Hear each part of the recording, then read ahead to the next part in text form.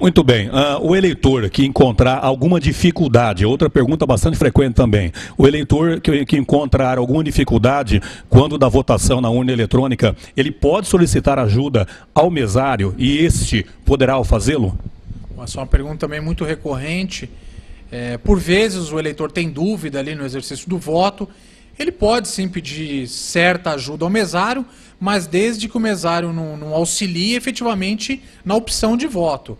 Porque, primeiramente, o voto é secreto, né? O mesário não pode ter acesso à urna, ali se dirigir próximo ao eleitor, deve orientá-lo de uma forma objetiva, sem interferir aí no mérito do voto do eleitor, e questões relacionadas unicamente ao uso da urna, a questão que não atinja diretamente a opção de voto do eleitor. Muito bem. O eleitor, né? O eleitor, acontece, não sei se isso já aconteceu, pelo menos é uma dúvida que tem o nosso internauta com relação ao que acontece com o indivíduo que for votar, né? Que for pego votando em nome de uma outra pessoa. Essa pessoa incorre em crime de falsidade, né? Dependendo da situação fática e do que ocorrer realmente, ele pode ser sancionado severamente nos termos do Código Penal. Poderá caracterizar uma falsidade documental, uma falsidade ideológica, e ele será responsável nos termos do Código Penal e uma pena severa por isso. Falsidade ideológica, né? Falsidade ideológica também. Ok, outra pergunta bastante também frequente, o que acontece, né? O que acontece em caso de eleição em 2 turnos, né? O eleitor que não votou no primeiro turno, ele pode sim votar no segundo turno? De que forma proceder? Sim, ele é recomendado que ele deva votar no segundo turno. Se ele não votou no primeiro turno, ele deve fazer a devida justificativa da ausência e deve sim comparecer para votar no segundo turno, senão ele terá que justificar também no segundo turno a ausência. E aquele que não votou, né, e não votou e não justificou o seu voto, de que forma ele será penalizado?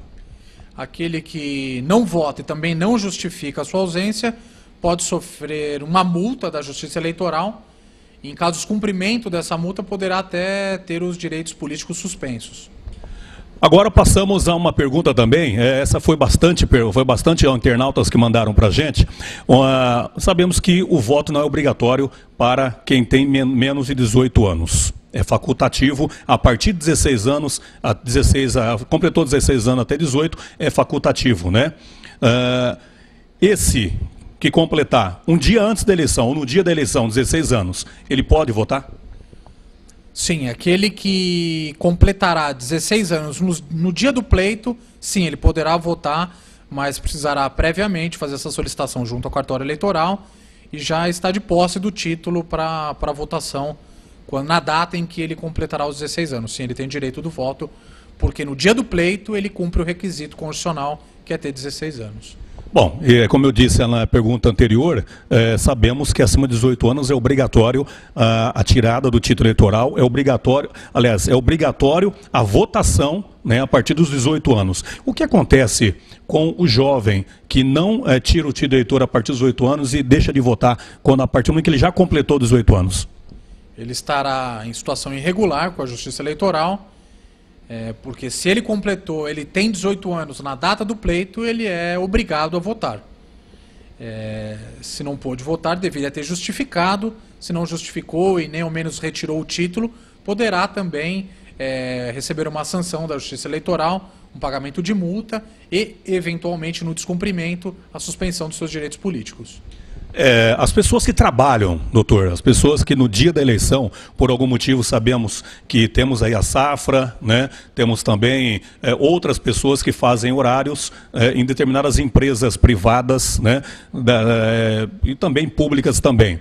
Essas pessoas, de que forma recorrer, de que forma se comportar se no dia da eleição estão trabalhando e não podem comparecer ao colégio eleitoral para exercer o seu direito à cidadania?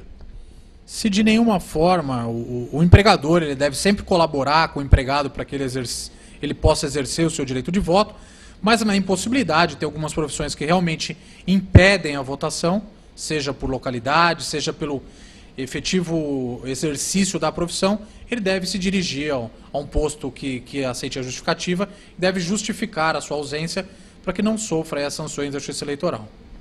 Ok, o eleitor, o senhor disse agora que o eleitor ele pode, alguma perguntas atrás, o senhor me respondeu que o eleitor ele pode votar com o broche do candidato, com a camisa, e levar também o santinho, o boné do candidato. Depois a gente vai falar um pouco mais a fundo sobre o que pode na publicidade para esse ano, o que a lei diz, quais são as penalidades para que quem não realmente faça, que faça valer a lei. Mas pode votar, por exemplo, de bermuda, de camiseta, né? De que forma o senhor orienta o vestuário do eleitor? Bom, tem sido autorizado que o eleitor ingresse nos estabelecimentos eleitorais com bermuda, saia, regata, boné. A orientação do TSE é que só não se permita trajes de banho, trajes que são realmente incompatíveis com os locais públicos. Ok, o eleitor que se sentir penalizado, se ele sentir que ele foi de alguma forma coagido, que ele foi no seu direito de voto, que ele foi, a palavra seria coagido, ou então ele foi induzido a votar, se ele configurar para ele, né, que está sendo um abuso eleitoral ou uma boca de urna, a quem que ele deve encaminhar a sua reclamação, a sua denúncia?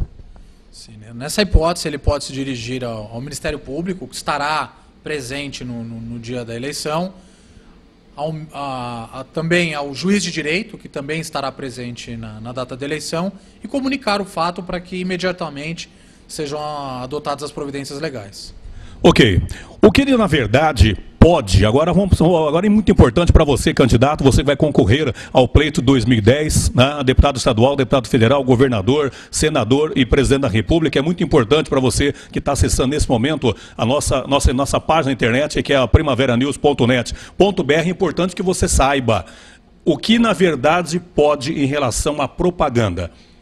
Pode carro de som, pode showmício, pode, enfim, propagandas em comércio, a faixa com o nome do candidato no comércio, enfim, o que pode e o que não pode. Nossa, questão muito discutida, né? Primeiramente, o candidato há que se atentar ao calendário eleitoral, né? A propaganda ela tem data para início e término.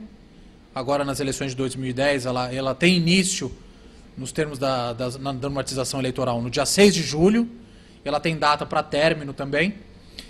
O carro de som é autorizado, também ele devendo atentar esse período. O carro de som pode funcionar, salvo melhor juízo, até o dia 2 de outubro, às 22 horas. Depois não é mais permitido, configura uma propaganda irregular. O showmício vem se entendendo que não é permitido. Há diversas eleições passadas, 2008, já se entendeu pacificamente que o showmício não é permitido, e na normatização das eleições de 2010, o TSE também proibiu o showmício. A distribuição de broches, material de propaganda também tem prazo determinado e não pode ocorrer no dia da eleição e nas proximidades ali do ponto de votação.